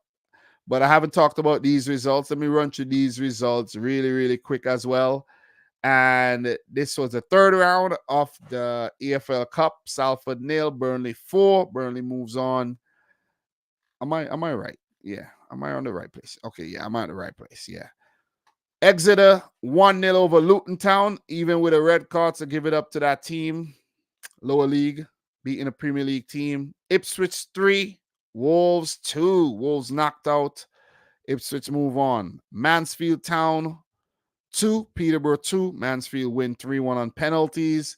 Middlesbrough, Michael Carrick and Middlesbrough beat Bradford City 2-0. Port Vale beat Sutton United 2-1. Man United beat Crystal Palace 3-0. Liverpool beat Leicester 3-1 after Leicester opened the scoring. Leicester were looking good in this game. I was watching the first part of this game and then I didn't watch the second half. But Liverpool looked pretty good, after conceding though. And in terms of the goal scorers, Cody Gakpo, Dominic Szoboszlai with a belter, and Diego Jota. Casey McAteer looks like a peach of a young player, man. So look for him in the future. Blackburn 5, Cardiff City 2. So a lot of goals scored in this. A lot of goals. Not going to go through them. Lincoln 0, West Ham 1. Give it up to West Ham. Moving on. Chelsea 1, Brighton 0. So Brighton losing back-to-back games there. Bournemouth 2, Stoke City 0. That would have done a lot of good for their confidence, but didn't really help in the Chelsea game for sure. Maybe they went into that overconfident. Brentford 0, Arsenal 1. Didn't watch this one. And Everton beating Aston Villa 2-1 in the cup. Didn't even realize that. Yeah, I think I checked the scores, but I can't remember everything. Fulham 2, Norwich City 1. And Newcastle beating Man City 1-0. Alexander Isak with a scrappy goal. It basically freaking Rico Lewis, man. I don't know. Yo, man, some of these players be so annoying. Jeez. We lost. I didn't care, but it's still annoying. So in the round of 16, we got Mansfield Town facing Port Vale, Exeter versus Middlesbrough. I like it. I like these matchups because it means that 2 of these teams are going to move into the last 8, which is nice. Arsenal, West Ham, Chelsea, Blackburn. Chelsea could have a run in the cup, which would be good for them. See what I mean? Bournemouth, Liverpool. Liverpool should move on, but it's a cup game. You never know. Everton, Burnley. So it's good for these teams that they're going to be. One of them is going to be in the last 8. Ipswich, Fulham, that's the same thing. And Man United, Newcastle. Newcastle might actually win this game, But Man United are also the holders of the EFL Cup, so this might be their tournament again. So yeah, that's a quick roundup there of the EFL Cup third round. Let's go back. Champions League, guys. Champions League. Champions League, man. Let's talk about the Champions League just a little bit. Let's do that. And yeah. Before we talk about match day 2, let's just run through match day 1 fixtures because I didn't actually talk about the match day 1 fixtures, only the Premier League ones. So Milan 0, Newcastle 0, Young Boys 1, Leipzig 3, PSG beat Dortmund 2-0. Shakhtar 1, Porto 3, Man City beat Cervena Zvezda 3-1. Zvezda did score first in that game. Lazio 1, Atletico Madrid 1. And you check this, man. Ivan Provedel. I think that's the goalkeeper, right? That's the goalkeeper with that really sweet-headed goal, man. That's a classic. That's a classic. And I didn't even talk about it. That's crazy. I didn't talk about it. I'm usually a Champions League guy. You know what I mean? I talk, I go live, I make videos, but yeah, for match day 1, wasn't really feeling it, guys. Barcelona 5, Antwerp 0. Barcelona doing the damn thing. Defending champions in La Liga. Back in the Champions League, you know what I mean? They played some Europa League football recently, so they, back amongst the big boys. Feyenoord 2, Celtic 0. Feyenoord's looking good these days. Real Madrid 1, Union Berlin 0. Real Madrid, they fought hard for that victory, man. Really, really hard. Bellingham, oh man, scoring goals. The man basically took up where Benzema left. Wow, took up the Benzema role. Let me just put it there. So Union Berlin, they played well, but they couldn't hold on. Last minute goal. Galatasaray, what a start to their Champions League campaign. 2-2 over Copenhagen. I think Copenhagen came back in this game. No, Galatasaray came back. Yeah, I knew someone came back. But Galatasaray, they've been on a roll, man. What is going on? Their team is like stacked up. Stacked up. We'll get to that. Bayern 4, United 3. I did talk about that one. Beat down for United. But Benfica 0, Salzburg 2. This was a shocking kind of result, in my opinion, with Salzburg being the youngest team in the Champions League this season. I expected better from Benfica. Braga 1, Napoli 2. Arsenal smashed up PSV 4-0. Sevilla and Lens played to a 1-1 draw. So did Sociedad and Inter Milan. Let's start match day 2, guys. Union Berlin, shocking. 2-3 against Braga. And the reason why I'm saying it's shocking, these guys were 2-0 up in 37 minutes. Geraldo Becker, Surinamese international. And then Braga came back, bam, bam, bam. Niakate, Bruma, and Andre Castro. 3-2 to the Portuguese outfit, Braga. You know what I mean? I like that Braga is in the Champions League this season. We're accustomed to see Sporting, Benfica, and Porto, but now we're seeing Braga. So give it up to Braga, man. But good comeback. Guys, I'm not too familiar with Braga. I know they got the Horta brother, Ricardo and Andre Horta playing for them. That I know. Check the lineup. You see what I'm talking about? Ricardo Horta. Andre Horta probably was on the bench. Yeah, Andre Horta. You see what I'm saying? So Jose Font now plays for them. Jean Martino plays for them these days. Abel Ruiz, former Barcelona man. Ronnie Lopez, former Man City youngster. Former Monaco man. Pizzi. Pizzi. So they got some quality. Bruma is a player that I really like. He used to play for Leipzig at one time. I like few of these players, you know what I mean? So yeah. But yeah, man. 2 games in a row. Union Berlin, Champions League debutants. Drop the ball.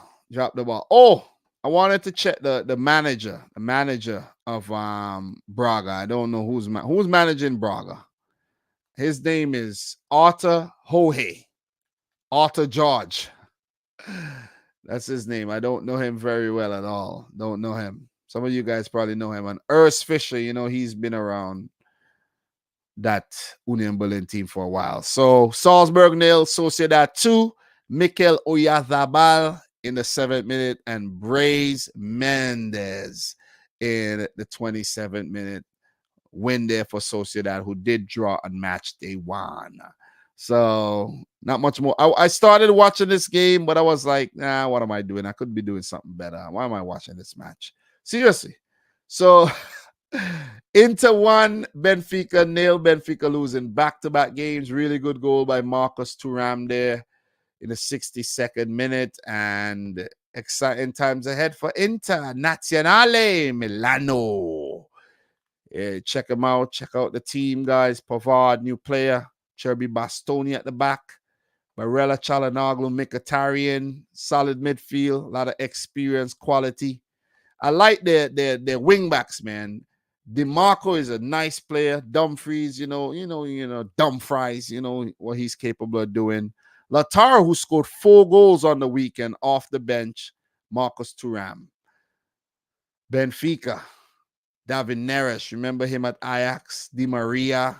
Rafa Silva. One of my favorite players, I have to say. So, yeah. Yeah. Where's Antonio Silva, though? Where's Antonio Silva? I don't see Antonio Silva. Is he injured or something? But yeah, man, Benfica, shocking start. But we know Benfica. Who knows? They'll come back in the next 4 games. So PSV 2, Sevilla 2 in this game. Late, a lot of late goals. Nemanja Goudet, 68th minute. Then we had Luke de Jong penalty in the 86th, Yusuf Enezari in the 87th, and Jordan Taze, the fullback, the 95th, 2-2. I got to watch the highlights tomorrow when I'm at work, though. Got to, flick on the highlights and see what's up in these games. Copenhagen 1, Bayern 2. Copenhagen did score first. Lucas Larega, 55th minute. Jamal Musiala, I've been seeing him being linked with a move to Man City. Could Musiala be a Man City player in the future? I sure love him as a Man City player. Damn. Kevin De Bruyne, a replacement in the future. And Matis Tell, that was a good goal. Really good work by, Thomas Muller there. So, yeah, man. Did Kane play? I didn't watch the game. Yeah, Kane played, and he played the entire game.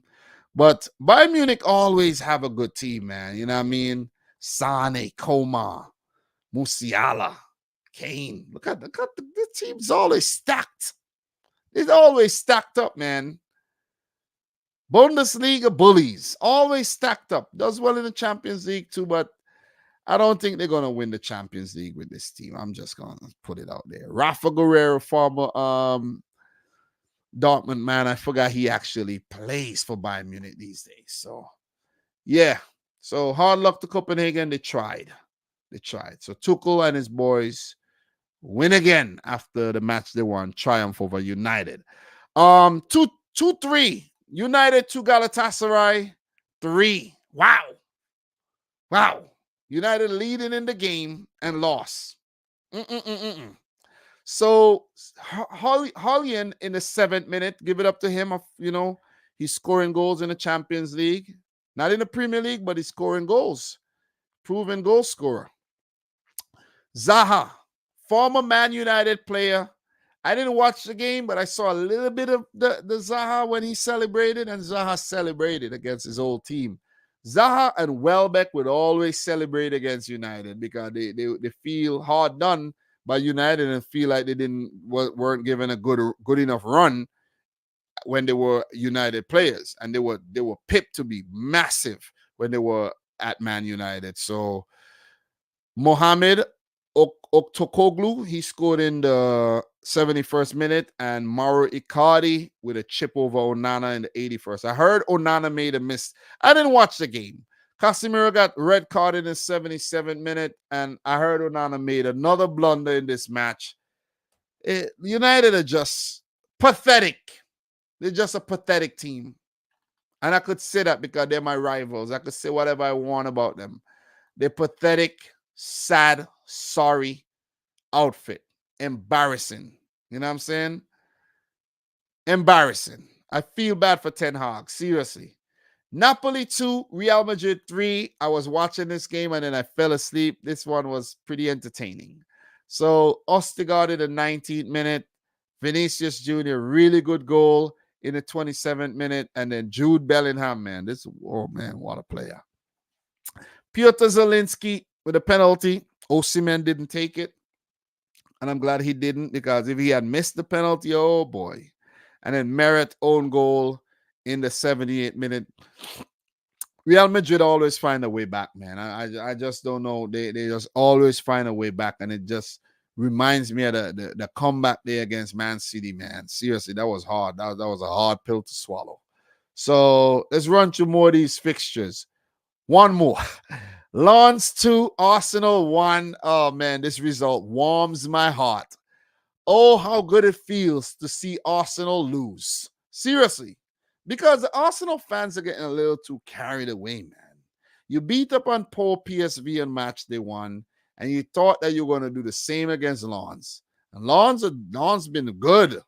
They've been I remember when this team got promoted to league a couple seasons ago, and they brought in that Colombian goalkeeper. I can't remember his name right now, but you know, at that time when they brought him in, he was really promising. You know what I mean, for the Venezuelan, not a Colombia, Venezuelan goalkeeper, the youngster. I think Venezuela had just won like a young under something tournament, and they brought him in. I remember that. You see, this Lens team is no joke, man. This guy right there, he has a bright future. This guy right here, what's his name? Wahi? He got a bright future, man. He got a bright future. I don't know the team very well. I'm not gonna act like I know the team. I know Kevin Dance, so he had a spell at Southampton. You know, but is this Mendy who played? Is this Nampalys Mendy, who was at Leicester, now playing in the Champions League. Salis Abdul Samed, I don't know this player, but Facundo Medina, Argentinian, yeah, I know him. Frankowski is a Polish player, young Polish player. Is he that young? Is he? Yeah, he is. Is he? No, he's not that young. He's about 28 now. But I know a few players. But I don't know the team that well. Who's managing them? I don't know the manager. You know, the guys on the bench. I don't know. I don't know these guys like that. I know Mawasa from like FIFA. I don't know these guys. Arsenal basically lost to some no-name players, some nobodies at Lens. Element of surprise is what you call it. Element of surprise. Element of surprise. You beat up poor old Bournemouth on the weekend and think you're going to do the same to Lens. I'm going to put it out there. Saka shouldn't have been risked. He got injured. And the way Arsenal conceded, very poor, man. Very poor. Lens, I think, made a mistake for that first goal. Punished. And Thomason made up for it. Very good goal, I have to say. But Wahi, I've been hearing about him in League On as well. He's bright future, man. Who knows where he's gonna end up? Maybe RB Leipzig, Dortmund, one of them teams. I hope that's what he does, and he doesn't go on to play for a bigger team, like, you know what I mean, and just have that pressure on him. So big up to everybody in the chat. Do appreciate you tuning in. What are you guys saying in the chat right now? Breeze Samba has been really good. It's crazy how he was playing in the championship and he's now freaking in the Champions League. That is crazy. Yeah, for Forest. That's crazy, right? He helped Forest get promoted and they got rid of him. And now he's in the Champions League. Onana is terrible. Oh, man. He's not that bad, but he's a United player. He made a choice to go there, and he's facing the consequences, basically. So, yeah, man, Arsenal got humbled indeed. So this is what the standings look like, guys, in the first 4 groups. Bayern on top, perfect 6 points. Having they always do well in the Champions League group stage. Galatasaray 4 points. Copenhagen, 1 point. Man United without a point. Wow. Shocking. Shocking indeed. Shocking indeed. United might not even qualify for the Europa League here. I'm being harsh. Maybe they will. Maybe they will. But as far as things stand right now, the odds are stacked against them big time. Because you don't have any points and you got to catch up to. You're not going to catch Bayern. Don't forget about Bayern. You got to catch Galatasaray. And you got to play Bayern again. So let's just say United got 3 games. Let's just chalk off the Bayern game as 0 points. United got 3 games. 2 against Copenhagen that they're going to play on match days 3 and 4. They're going to play back-to-back games against Copenhagen. They might win those games. You see what I mean? So for Galatasaray right now, the key for them is basically to beat Copenhagen in their next game. Because they did drop points against them. Did they drop points against Copenhagen, right? It was what, 2-2? Yeah, 2-2. The key for Galatasaray is to make sure they beat Copenhagen in their next game. Go up to 7 points. I don't know if they're going to get anything against Bayern for those 2 games they're going to play against Bayern. Match 3 and 4. I don't think they're going to get any points. But if they're lucky, they might get 1. Don't think they're going to get any. So the key for Galatasaray going through are for them to beat Copenhagen and pick a point off Manchester United in the next game, which will be, where did they play? The home game. So, oh man, for Galatasaray, listen, the ball is in Galatasaray's court right now. They're going to be at home against United. I could see United might not qualify for the round of 16. You know what I'm saying? Group B, Lens are topping it with 4 points. Arsenal got 3. Sevilla with 2 points, 3rd. Guys, Sevilla going into the Europa League. So Liverpool, you guys look out. Sevilla coming down there. If you think you're going to win the Europa League, think again. Sevilla will be there to compete. It's what they do best. PSV 1 point. Group C, Real Madrid, perfect so far. And they, 2 games played, 6 points. Napoli, 1 win, 3 points. Braga with a win. Union Berlin without a point. So it's going to be between Napoli and Braga for that second place, going into the round of 16.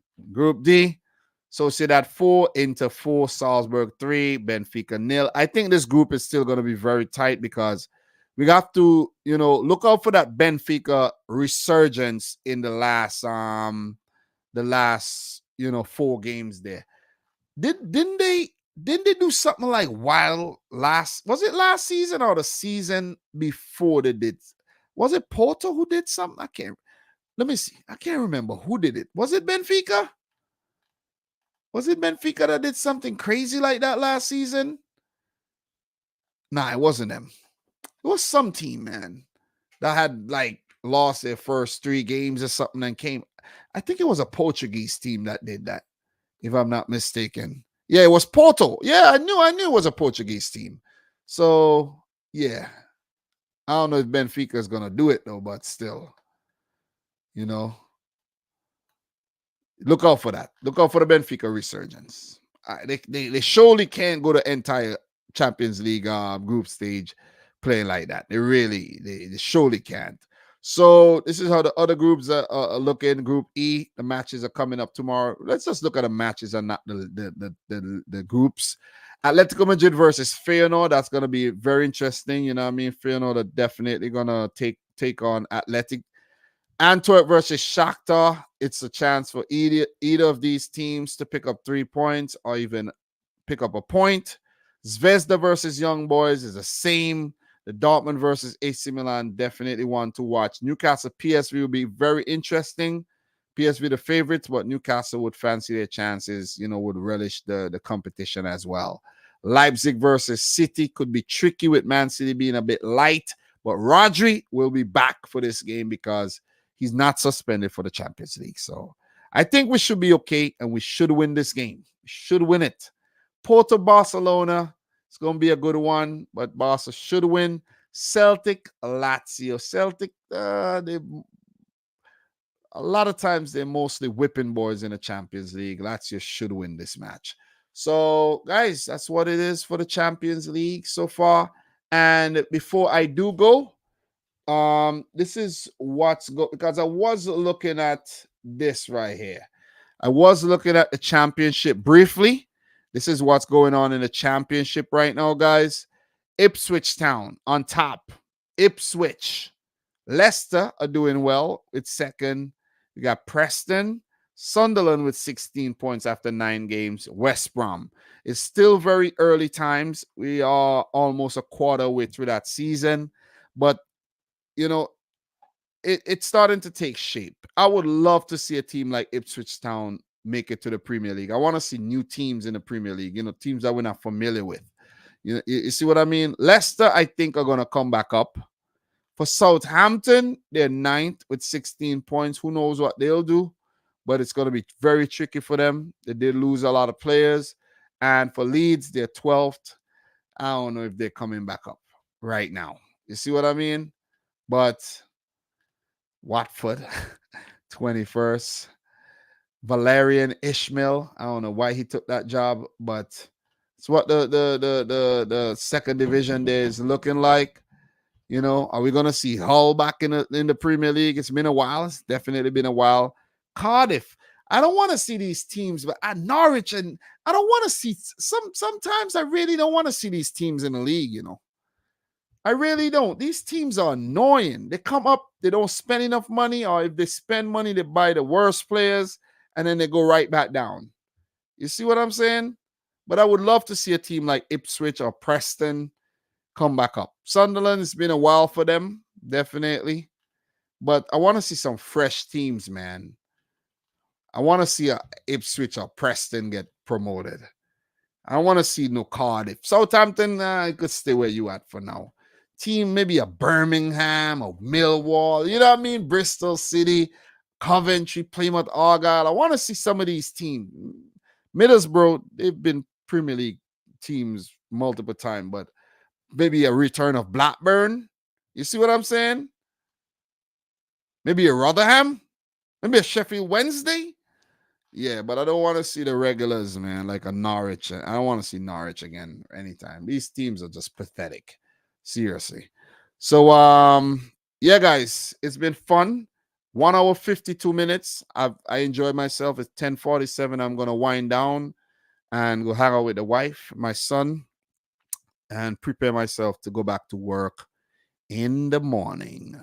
So I don't know if I'm going to stream tomorrow to talk about the Champions League, but I'll try to stream as often as I can, guys. Seriously, I should be doing a lot better.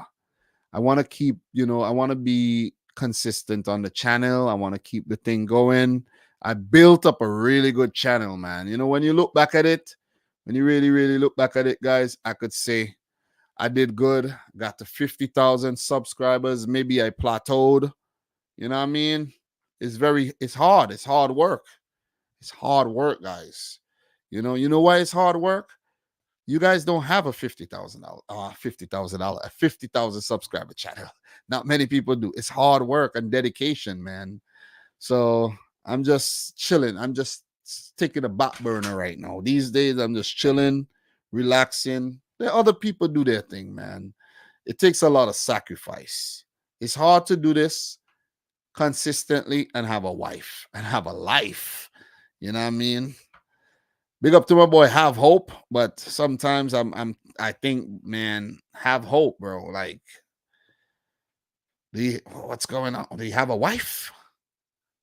When you don't have kids and things like that, you could do this. You could do this a lot. And you might have to just abandon your wife. You see? Seriously. But guys, I'm your boy Dom. Thanks again for tuning in. If you're watching right now and you haven't yet said anything, if you haven't said hi, you could say hi. You know, I'm about to leave you guys. So if you want to say goodbye, if you want to say, anything, now is your time to do so. Right now. Don't wait. Don't wait. Now is your time to do so. Anybody? Any takers? Any takers? But guys, thanks a lot for watching. I really enjoyed the live stream. We'll be back soon. So I'll say from your boy Dom, this is Dominic Rich FC. Like the video if you haven't yet done so. If you enjoy the replay, let me know in the comment section down below. I know Liverpool fans are pissed off all week, but there's Europa League football coming this Thursday. You know, good luck. Maybe you guys will get better results, a better result this weekend. Or this weekend and this week in the Europa League. Big up to the Lego dude, Elijah Lawson. Thanks a lot for coming in, guys. Appreciate it. Until next time. Peace out. Rich Squad. I don't want to leave, but yeah, gotta go.